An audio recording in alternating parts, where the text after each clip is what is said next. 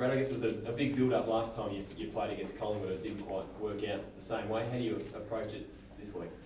Oh, I think my experiences as an assistant coach at Collingwood suggests that every team has a big build-up before they play them. So, look, we're just really excited to play a really good side again.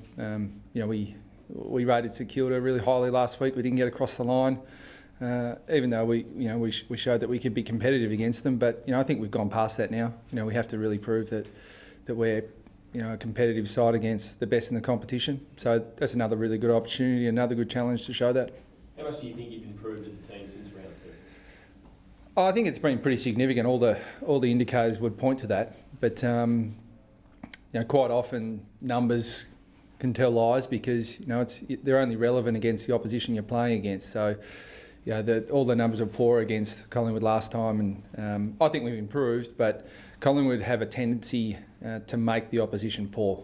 So that's their real strength, in my opinion. They're such a well-disciplined, structured and coached football side that they make everyone they play look substandard, and they've certainly done that to us in the past. So our challenge is to really rise above that and put some pressure on them.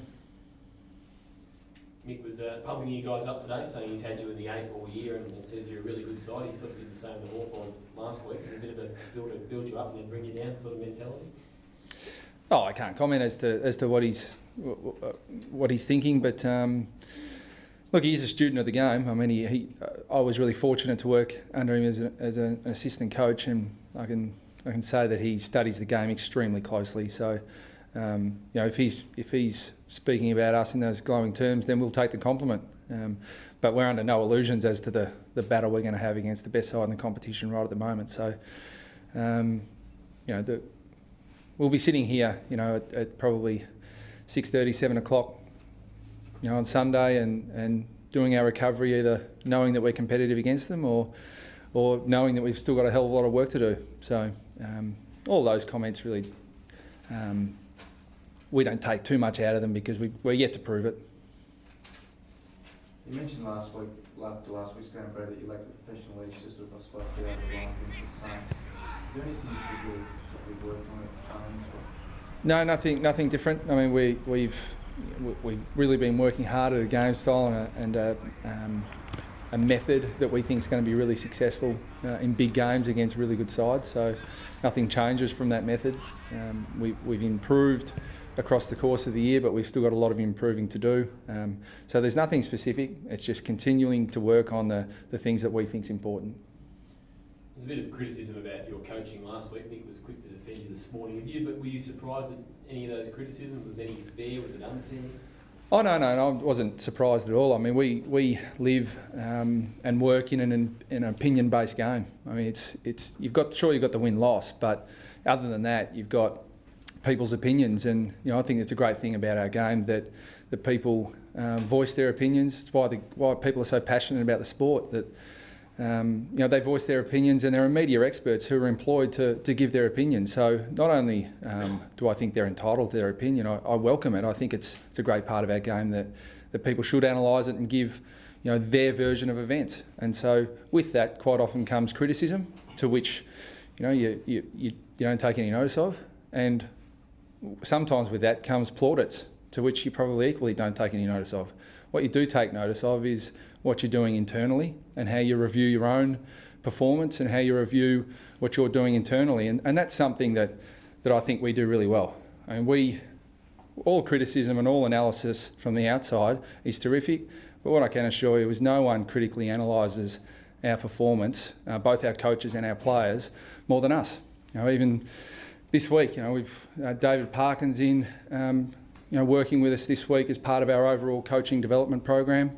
We've got John Aloisi and Simon Colosimo in from the Melbourne Heart doing some work. I mean, we constantly analyse, review and then perform. We do that on a weekly basis, and I think we do it really well. So our external criticism is just that. It's not relevant to us, and external praise is not relevant to us either. We analyse ourselves from the inside. I think we do it really well, and when the results start to turn our way, equally we won't get too pumped up about the experts that are saying we're great. What can you tell us about what David Parkin does here, Brad?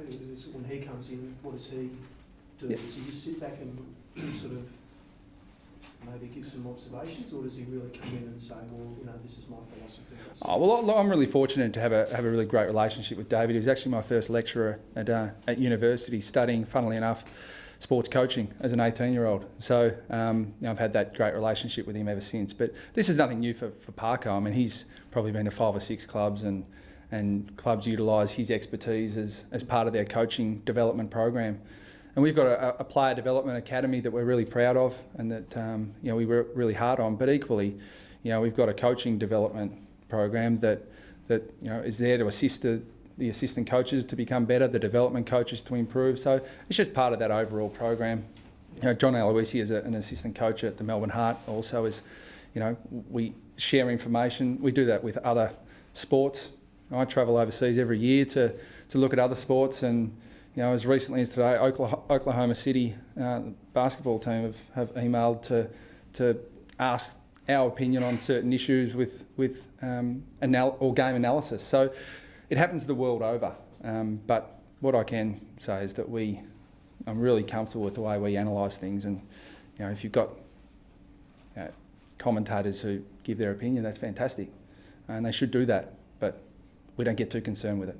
Yeah. What was your analysis of how you went on Sunday? Because they really against St Kilda? Yeah, because they really put the shutdown on, and yeah. It looked like there wasn't much more that you could do, really. Yeah, I think that they've proven over the last 3 years that look, they wouldn't be happy with where they sit on the ladder right now, but I still think they're probably in the top 4 in terms of defensive mechanisms in the competition. Once they get in front, they very rarely surrender a lead, and they're very disciplined defensively. So, it was always going to be difficult. But I mean, I think the things we look closely at, we won the clearance areas, we drew level in contested possession, we had more inside 50 entries, and we had more shots at goal. So I think if you consistently have those numbers, you're going to win a lot more than you lose.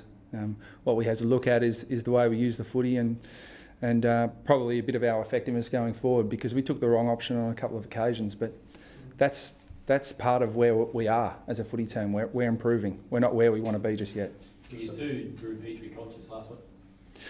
Yeah, I think that he's such a good player that, in the past month or so he's been really dominant. So the players have got a lot of trust in him. And that was, we tried to pick a side last week that gave us multiple options on the forward line. Now, we didn't use the ball as well as we would have liked, and coupled with that, St Kilda were very good defensively, and they made it really hard for us to score. But I think if you keep the opposition to naught in the last quarter, and you're going to get a pretty good opportunity to win the game. But so just on this, the commentators have had a bit of a crack at you, but with your internal analysis, you guys are sitting back going, yeah, look, there's maybe a few things we could have done better, but overall we're on the right track. Did you get that sense out of that game?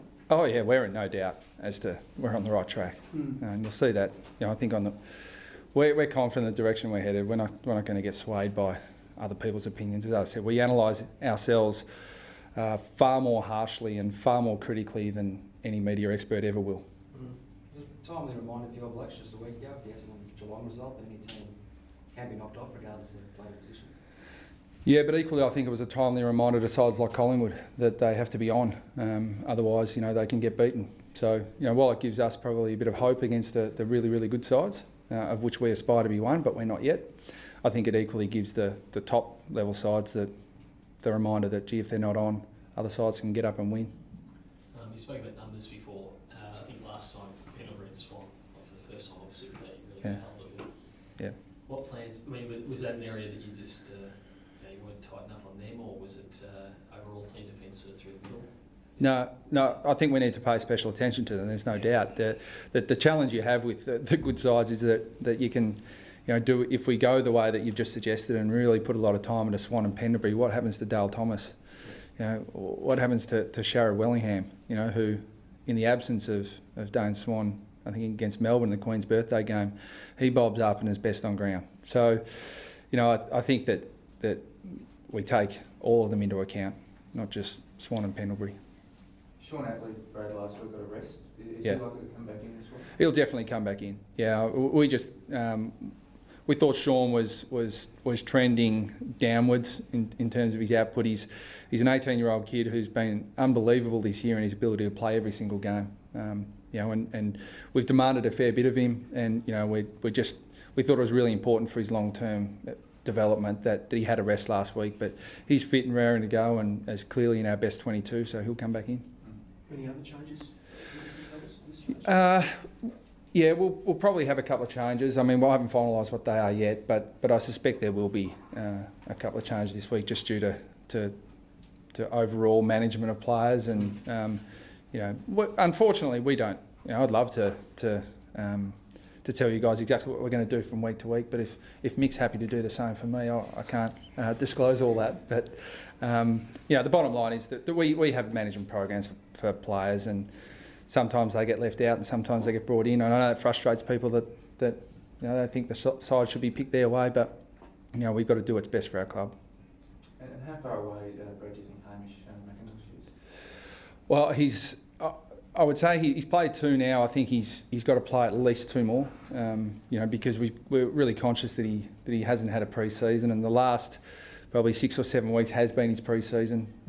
If you look at the preparation before a player plays in round 1, they play at least 3 or 4 lead-up games. So he needs that lead-up before we consider him available. And I wouldn't think he's available for selection for the next couple of weeks. You mentioned quite a few times you need to be better against the top sides and haven't proved it yet. So how do you sort of feel the mood of the players this week? Is there an anxiety to be better against the top side? Is there a quiet confidence this time will be different? How does it sort of feel? No, I think there is a quiet confidence that we'll be more competitive. So I think there's very little doubt that's the case. But I think there was genuine disappointment last week that we did enough to win the game and we just didn't quite have the polish to get the result in the end. So, but I think they have real belief and real confidence that we've improved. Our challenge is to see whether we can do it for every minute of every game. And we haven't proven that we've been able to do that yet. And to be competitive against Collingwood, you just can't slip up. If you back off like we did for 6 minutes in the second quarter against St Kilda, they'll cut us apart. So, the challenge is to be. I think our best is good enough, but the challenge is to do it, for the whole game. Okay. Thanks, guys. Cheers.